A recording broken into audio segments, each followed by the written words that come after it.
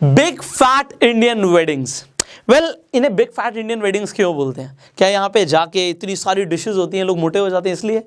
The answer is no, बहुत सारा पैसा लगता है इसलिए।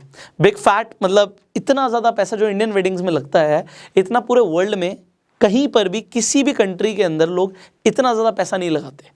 आपने देखा होगा बहुत सिंपलिस्टिक तरीके से लोगों की वेडिंग्स हो जाती हैं। इनफैक्ट जो बिलियनर्स भी हैं उनकी भी शादियां आप देखोगे बड़े सिंपल वे में हो जाती हैं, ऑल्दो वो और चीज़ों में खर्चा कर देते हैं।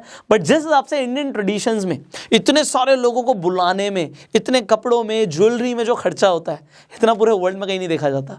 तो बात आती है जब अपने ऊपर, भैया हमने ऐसी ऐसी शादियाँ देखी हैं, लड़कियों का मन होता है हम भी ऐसी शादी करेंगे, लड़के का भी मन होता है यार हम भी ऐसी शादी करेंगे, हम इतनी शादियों में गए हैं, मैं अपनी शादी में ये करूँगा वो करूँगा। बट हर चीज़ के लिए लगता है पैसा। क्या हमें शादी में पैसा फूकना चाहिए? लोगों का सवाल है। मतलब आप पैसे को जला रहे हो एक तरीके से, you are spending your money. और इतना पैसा, हर किसी की खैर हैसियत अलग अलग होती है। बट अगर आप बात करें इंडिया के अंदर, अगर आप मेट्रोपॉलिटन सिटीज़ के अंदर हैं, लोग लाखों नहीं करोड़ों रुपए खर्च कर रहे हैं शादियों में, करोड़ों, लिटरली करोड़ों। मतलब I have seen the weddings जहाँ पे लोगों ने अपनी बेटियों को हेलीकॉप्टर्स तक दिए। तो मतलब इतना पैसा इंडियन वेडिंग्स में खर्च हो रहा है। तो अगर आप सोचो सिर्फ एक हेलीकॉप्टर गिफ्ट नहीं किया, उसके अलावा क्या क्या दिया होगा, तो वो सब इतना सारा पैसा क्यों खर्च हो रहा है? अब यहाँ पे एक मिसकंसेप्शन भी है, इसके ऊपर भी बात कर लेते हैं और मैं स्टेप बाय स्टेप जाऊंगा और फिर मैं आपको ये बताऊंगा कि आपको खर्च करना चाहिए तो कितना करना चाहिए और नहीं करना चाहिए तो क्यों नहीं करना चाहिए। ये मिसकंसेप्शन है कि गर्ल साइड से पैसा ज़्यादा लगता है और लड़कों का पैसा शादी में कम लगता है। वेल, अगर कहीं आपको ऐसा मिलता है कि जहाँ पे लोगों को बोला जाता है कि लड़की वालों को ही पैसा खर्च करना है, तो मुझे लगता है फिर यार लड़के वाले ना बड़े लालची हैं। ऐसा होना नहीं चाहिए लिटरली, बिकॉज ना इंडियन कल्चर के हिसाब से रोल्स डिसाइडेड है। बहुत सारे फंक्शंस होते हैं, सेरेमनीज होती हैं। आपको पता ही भैया मैरिज में और वेडिंग में फ़र्क होता है। मैरिज रिश्ते का नाम है, वेडिंग जो बहुत सारी आपकी इवेंट्स होते हैं उन सबको कंबाइन करके आप बोल सकते हो कि वेडिंग हुई है। तो वेडिंग के अंदर जैसे हम एक एग्जाम्पल लेते हैं कि भैया पहले रोका हुआ, फिर गोद की रस्म हुई, फिर उसके बाद मेहंदी हुई, फिर फाइनली वेडिंग डे आ गया हमारा। तो बहुत सारी रस्में होती हैं। अब इसमें क्या होता है, जनरली जो होता है कि ये जो रोका है ये गर्ल साइड से होगा, जो गोद का फंक्शन है वो बॉय साइड से होगा, जो वेडिंग है वो गर्ल साइड से होगी। लड़की के माँ बाप गाड़ी दे देंगे, जनरली लड़की को ही देते हैं बट वो लड़के के घर जाएगी। फिर लड़के वाले क्या करेंगे, वो ज्वेलरी पे पैसा खर्च करेंगे, लड़की के लिए ज्वेलरी आएगी अलग अलग तरीके की।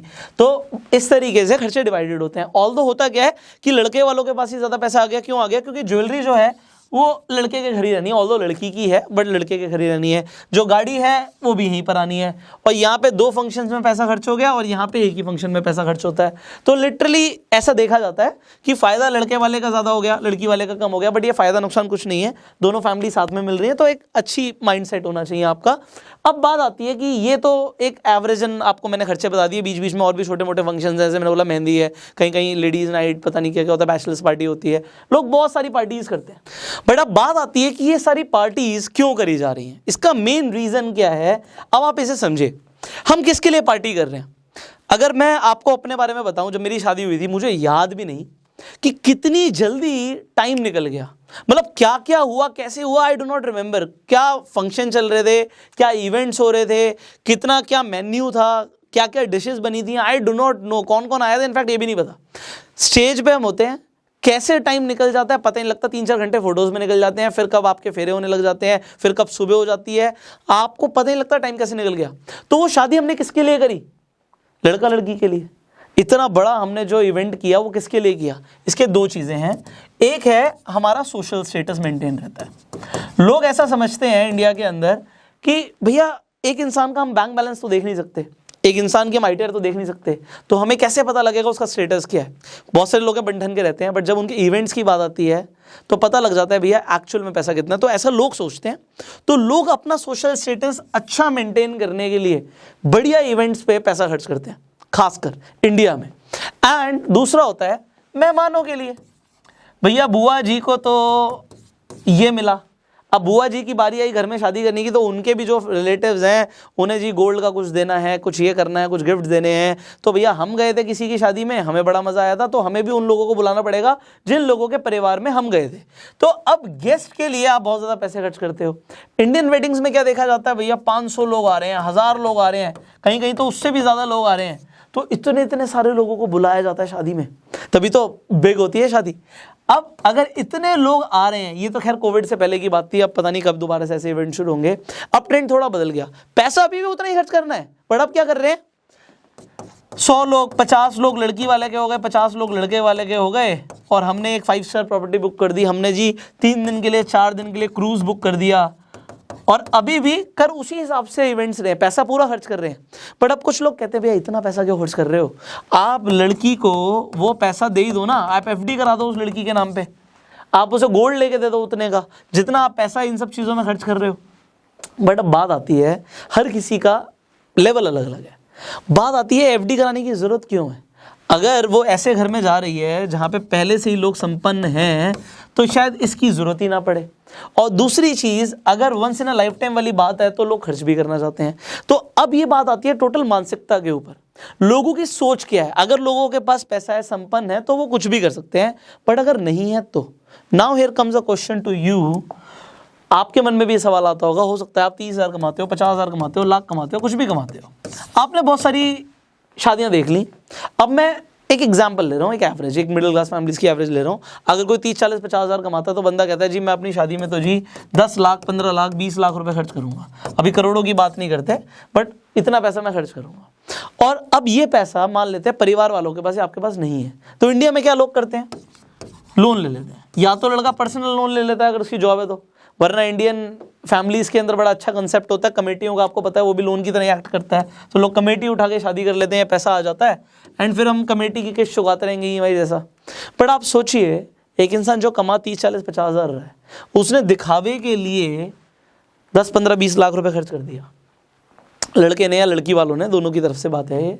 उसके बाद हम ईएमआई चुका रहे हैं। क्यों चुका रहे हैं? क्योंकि हमने कहीं ना कहीं वो स्टेटस मेंटेन करना था, लोगों को दिखाना था, और उसके लिए काम करना था। लड़की वालों के लिए इज्जत वाली बात थी, लड़के वालों की डिमांड थी। तो ये डिमांड वाला कंसेप्ट मुझे कम समझ आता है, बट एनीवेज लोग ऐसा करते हैं।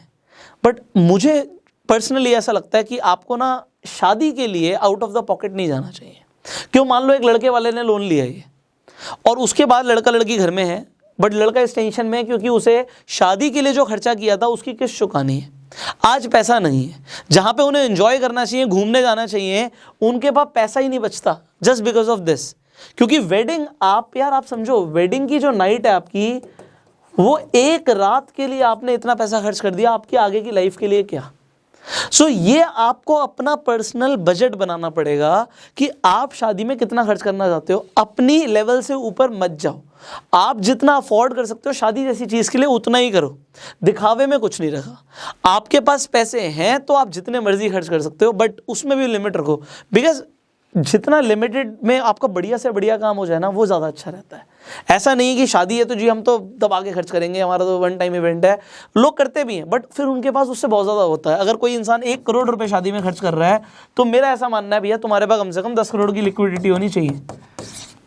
10 गुना पैसा है तो आप खर्च कर लो। अगर एक इंसान 5 करोड़ रुपए शादी में खर्च कर रहा है, तो भैया 50 करोड़ रुपए लिक्विडिटी में है आपके पास इतना अगर है तो आप कर सकते हो। बट अगर आपके पास ये भी नहीं है तो फिर घर फूक के तमाशा देखने वाली बात हो जाती है। सो यहाँ पे दिखावे वाला काम नहीं होना चाहिए। ये मेरी पर्सनल राय है। आपकी क्या राय है, आप नीचे कमेंट में ज़रूर बताइएगा कि आपका क्या मानना है कि शादी में कितने पैसे खर्च करने चाहिए एक इंसान को। मेरे हिसाब से आपके पास जो है उसके अंदर आपका काम अच्छे से हो जाए, इज्जत से काम हो जाए, आप वो काम कीजिए। So big fat Indian weddings के लिए आप जाइए, बट उसके लिए इनकम बढ़ाइए। अब यहाँ पे अगर आपको वीडियो अच्छी लगी तो इसे लाइक कर दीजिए, शेयर जरूर कीजिए, जिससे लोगों के पास भी एक राइट माइंडसेट पहुंचे। इसके साथ साथ मैंने बोला इनकम बढ़ाइए, कैसे, ये बहुत बड़ा सवाल होता है। आज हम एक डिजिटल वर्ल्ड में जी रहे हैं, एंड इंटरनेट से पैसा कमाना लिटरली पहले से बहुत आसान हो गया है। अगर आप सीखना चाहते हैं तो आप इस ट्रेनिंग प्रोग्राम को ज्वाइन कर सकते हैं। इसका नाम है the fast track millionaire training programme. इस नंबर पे कॉल करके आपको इस कोर्स की पूरी जानकारी मिल जाएगी। ब्रोशर भी डाउनलोड कर सकते हैं आप इस कोर्स का, कि आपको क्या क्या टॉपिक सीखने को मिलेंगे। इस वीडियो की डिस्क्रिप्शन और कमेंट बॉक्स में ब्रोशर भी हैं, आप ब्रोशर डाउनलोड कीजिए, पढ़िए, उसके बाद इस नंबर पे कॉल कीजिए and you can join this course. Definitely अगर आप इस वीडियो को फेसबुक पे देख रहे हैं, फॉलो कीजिए हमें, यूट्यूब पे देख रहे हैं, सब्सक्राइब कीजिए, बेल आइकन पे क्लिक कीजिए कि ऐसी एक भी वीडियो आप मिस ना करें। I will see you in the next video. Till that time, you go self made.